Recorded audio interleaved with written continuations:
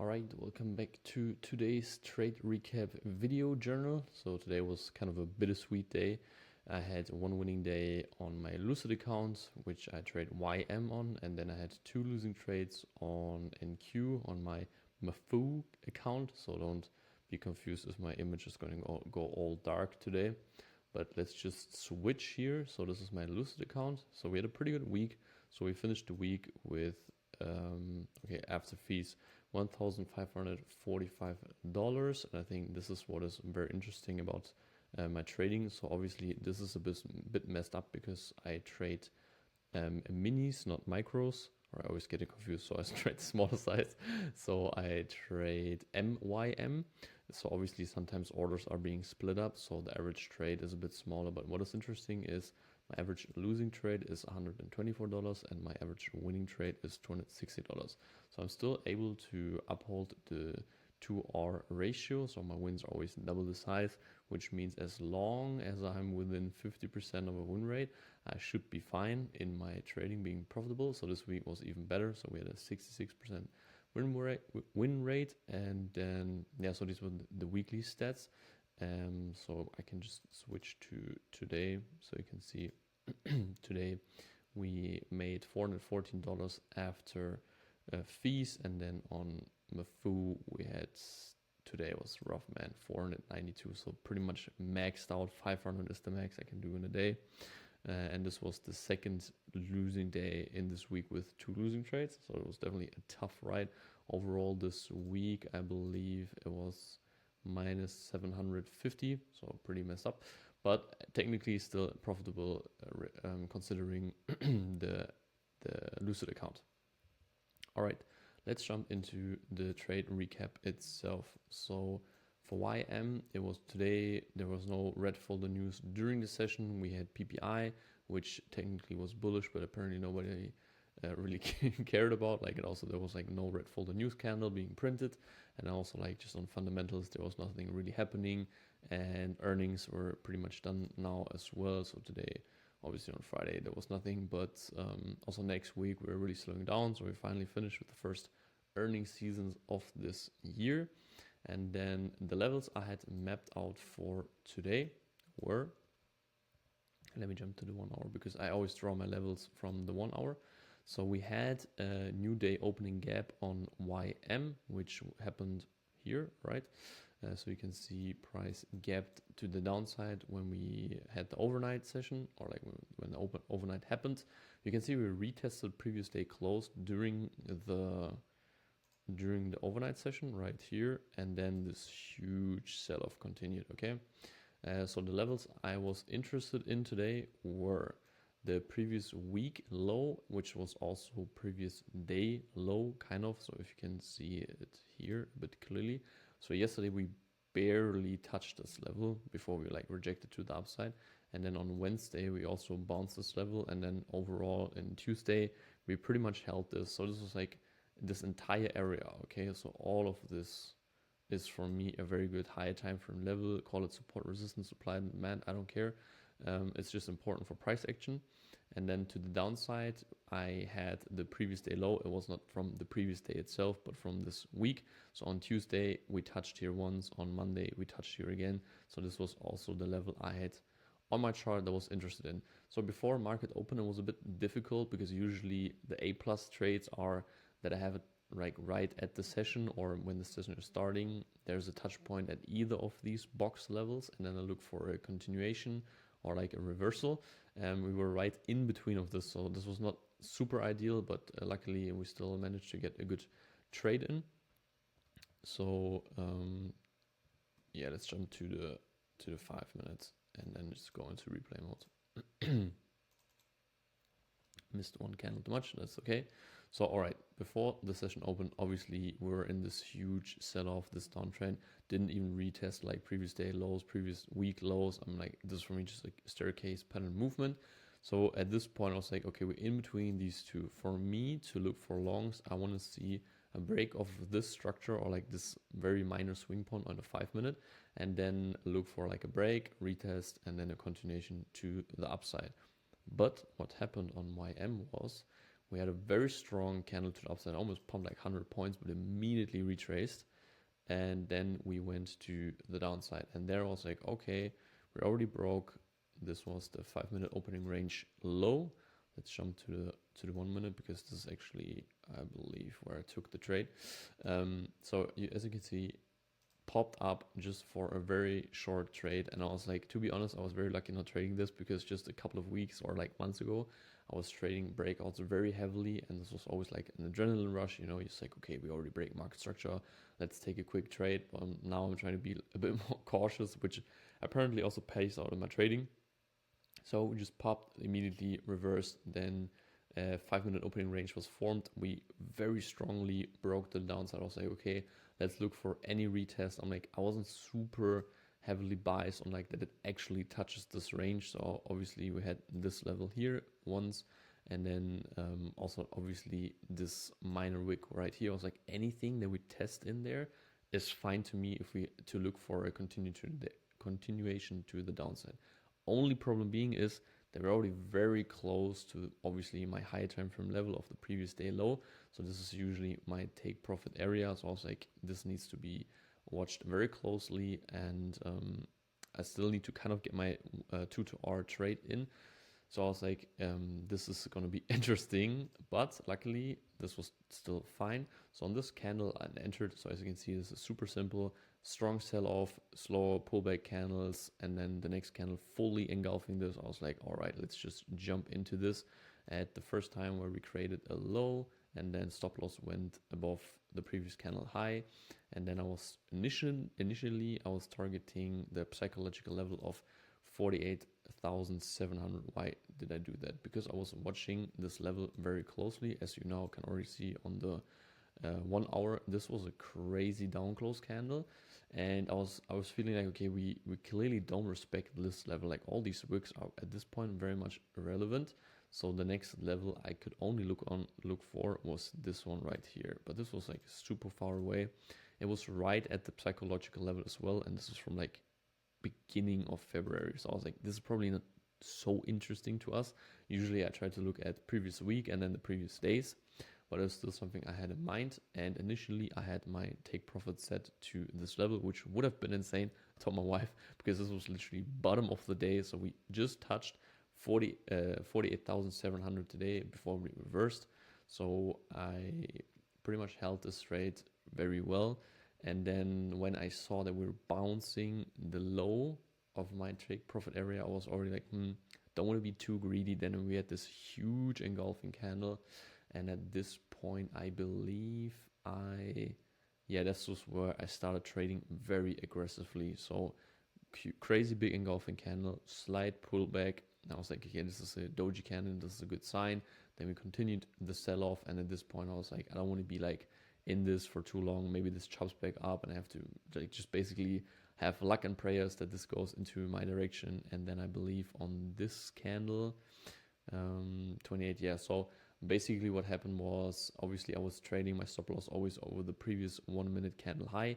And then for this one, I think I was like super aggressive, or maybe it was this candle.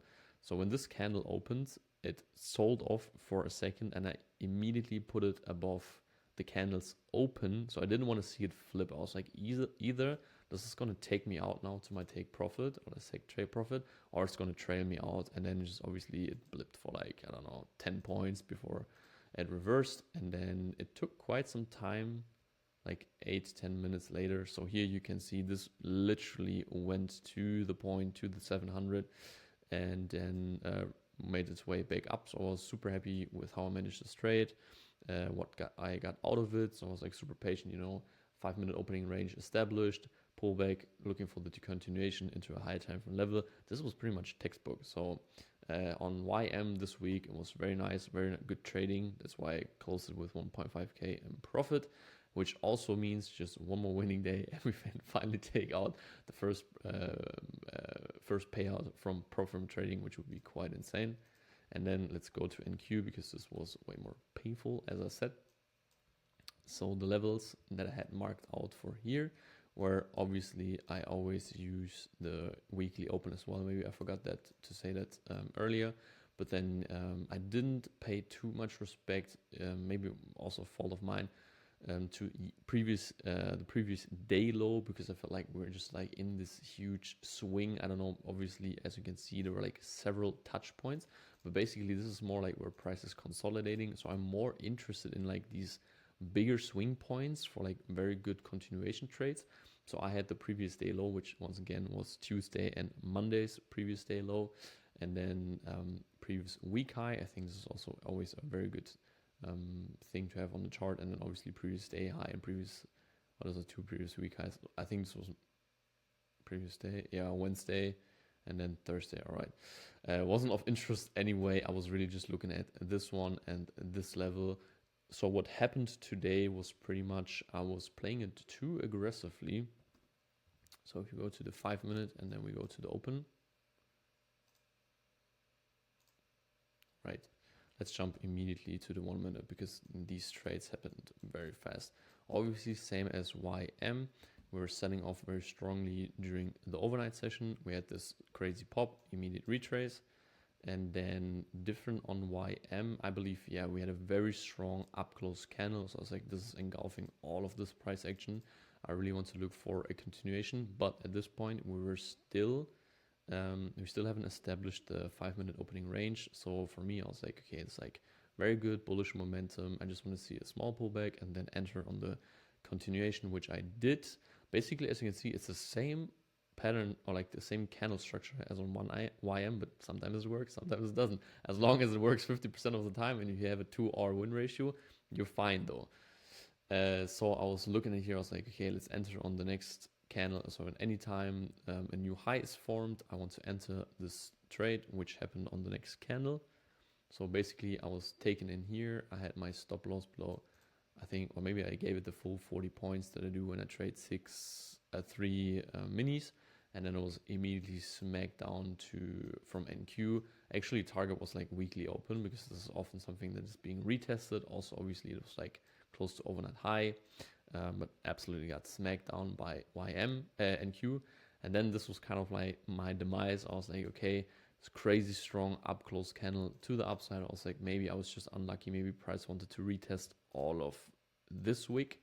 So let me re-enter on this, anticipating at this point, obviously 5 minute opening range high was established. I was like, if I enter somewhere here, or it was like also the psychological level of like, yeah, there was 900s as well. So I was like, okay, let me enter at the 90s. If we break the 900s, which is psychological level, as well as the 5 minute opening range, then I'm Gucci basically. I was like, this is going to be a great trade. So once again, I had like a limit order at the 90s or something, and then I got taken into, I think the next candle, yeah, took me in, and then pretty much rejected the 5 minute opening range. I had a 40-point stop loss. So at this point, it wasn't fully, basically it was not the previous candle, but this candle itself where my stop loss went. And yeah, just pretty much price bounced all the time, and we never had any real continuation. Even if I would have been more patient, that was interesting. So here we got a close above the 5 minute opening range high. We got a super nice pullback. So, all right, this was one very good move to the upside. A slow pullback candle, perfect retest of the 5 minute opening range. And then basically what I would have looked for is, as I always say, continuation to the upside. So entering on the new first high that is being formed, stop loss goes below previous candle low. So this would have been textbook, man. So this would have taken me in, but then price just, didn't have any momentum. So this was, even if I would have been more patient, this would have been the first losing trade. And I believe price was just chopping around. I think even here, this would have been, or maybe this would have been, oh yeah, this was the trade of the session at 4. Yeah. So when the new 1 hour candle formed, this is when NQ flipped a little bit. So we got a second close above the 5 minute opening range. And at this point, this was also, did we close? Yeah, we barely, this candle also closed above the 15 minute opening range. So another confluence, very small pullback, perfect retest of the 5 minute opening range. And then they playing this trade with the low on this candle, 30 points, going for a simple 2R trade, nothing crazy. This would have played out, but it's just for like learning purposes. I didn't take this, but for anyone that is interested on like trading these things with like 5-minute opening range and then like break and retest and then playing the continuation, this would have been a very valid trade. As I said, not the most ideal setup today because we were in between these two high time frame levels for me. And this is kind of like if you want to do this with like premium and discount. So if you only look at the 50%, right? So anything from 24,680 to, so this entire thing, okay, if you look at this as the zones I want to play, then if I'm in a premium or in a discount and premium, you generally want to buy here and then go for the long, or other way around, right? You want to sell here and then target this. So anytime price is really just chopping around this 50%, not ideal, because you're betting on that it's like really, like you're basically paying the midpoint of the range, which is something you never want to do. So yeah, this was, like I said, a high time frame, not the most ideal, but technically you could have still gotten a good trade in. So this would have still been a plus 1 hour session, so $250 if you think this was the first one was a loss and this was the second trade of the day for a win. And yeah, otherwise I also want to show, I'm going to be dark again, but it's okay. So this is my Lucid account. As you can see, we now have 7 trading days. We're $1,000 in profit, which is very nice. But this you can see where consistency and risk management comes in. So the first 2 sessions, here I spent some time with my in-laws, came back, and then the first 2 sessions I got absolutely smacked, but I always just took one losing trade in these sessions. So this was one losing trade, this was one losing trade. Basically this was a bit over the 250, but even it out here. And then afterwards, here I had a losing trade and then one very good winning trade, which is basically one winning trade again. And then I always just, as you can see, it's better than what I did with MFFU, where I have 2 losing trades in one day.